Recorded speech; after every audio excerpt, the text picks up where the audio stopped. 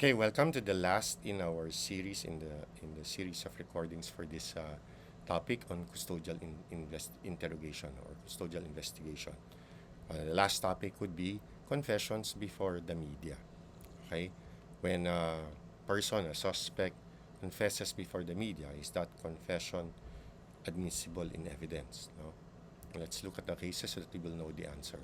Let's begin with People versus Andan. What happened here in People versus Andan? There was a victim of rape and homicide who was found. Okay? And in the course of examining the crime scene, the police learned from witnesses and neighbors that the accused who lived nearby suddenly left, no? With his family. So biglang nag-al sa balutan, which of course made him a suspect. Bakit suddenly umalis? And well, he was pursued by the police and he was arrested.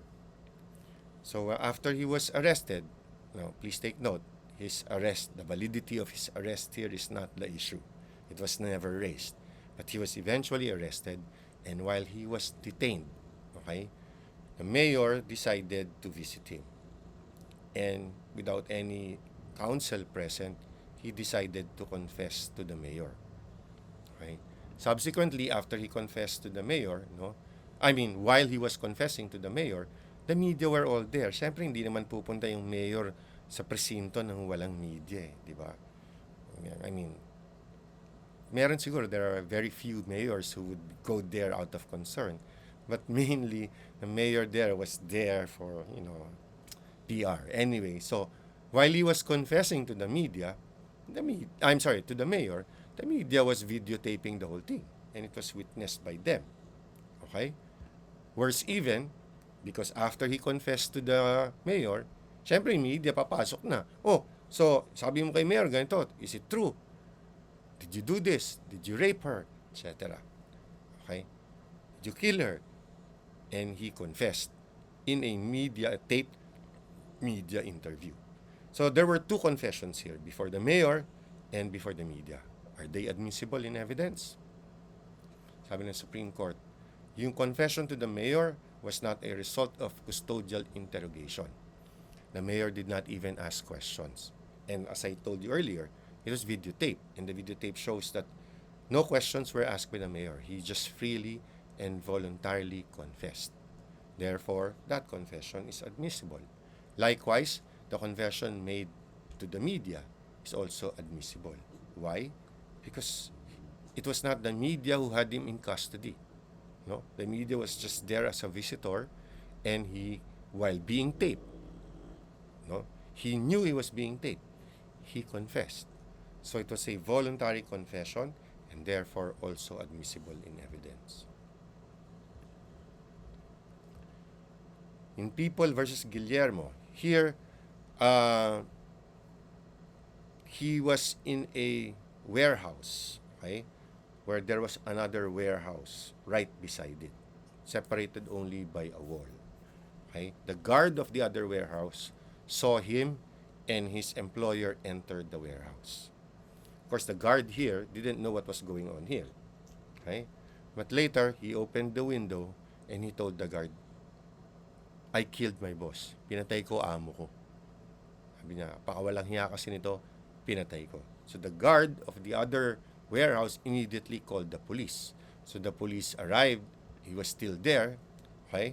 And he allowed them to enter. And when they entered the warehouse and he was arrested, they saw the body of the employer chopped to pieces.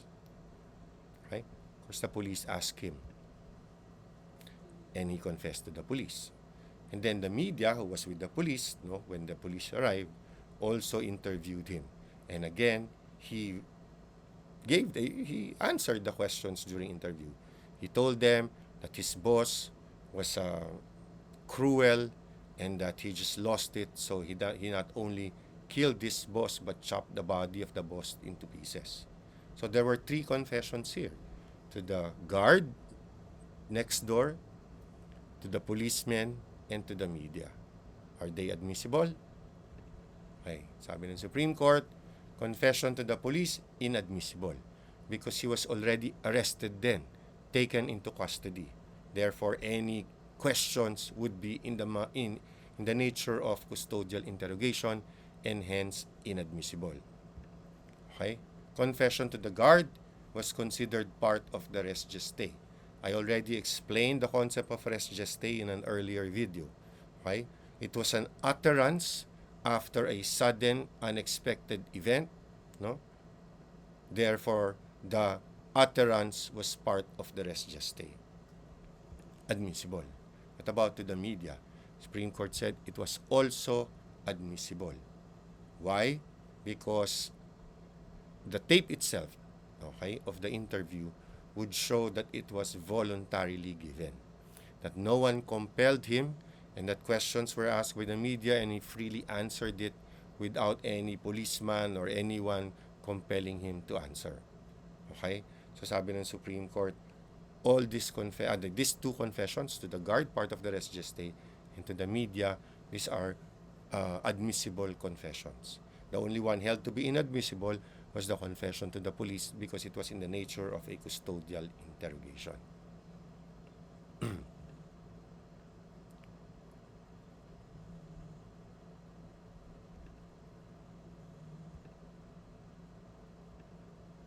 In People versus Ordoño, okay? Sabi ng Supreme Court, this was a case where the accused was arrested. The police wanted to interrogate him but there was no lawyer available. So what did the police do? Sinundo yung relatives niya. The police got his relatives excuse me, and the local priest.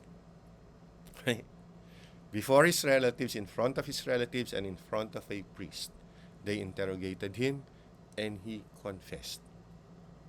Okay? Is that confession admissible? Of course not. Okay? Lawyers cannot be replaced by a priest. Okay? Luckily for the police and the prosecution, he was also interviewed by the media. And there was a taped interview, and it shows that he voluntarily and openly confessed to the media to his crime. So, the interrogation in front of the relatives and the priest is inadmissible. Okay? Because there was no independent and competent counsel present. Fortunately for the prosecution, the taped media interview was held to be admissible. In People versus Samus, here he was arrested and he was brought to the police station where he was interviewed by the media, before whom he supposedly admitted committing the crime. Okay? But the media who supposedly interviewed him was never presented, never testified. There's no recording of the supposed confession. So, is that alleged confession admissible? Sabi ng Supreme Court, the story presented by the police is too good to be true. It is neither believable nor credible and therefore must be rejected. No? Kasi siguro nakita ng police at ng prosecution, ang dami-daming confessions before the media that the Supreme Court has held to be admissible. So in their presentation of the case, sabi nila, nakita namin yan, in-interview yan ng media where he admitted committing the crime. No such media person was presented. Okay. Fortunately for the prosecution and unfortunately for the accused, no? When the confession was presented as evidence, okay, his counsel failed to object. So while it should have been inadmissible, the fact that there was no objection to the admission of the same, there was a waiver on the part of the accused. So what was supposed to be inadmissible became admissible because objections thereto were waived by the accused. Hence, that evidence was used against him. Right? That is why I always tell my students, you study. You always study. Okay? Because life, liberty, and property will be in your hands. Your negligence can mean, punishment for your client.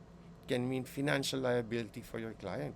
It can mean that he will lose his freedom because of your negligence, or worse, your wag na lang, negligence na lang. Okay? So, always study. Remember that, no? Being a lawyer, we have a duty life, liberty, and property is in our hands. Okay? So thank you very much for following this series.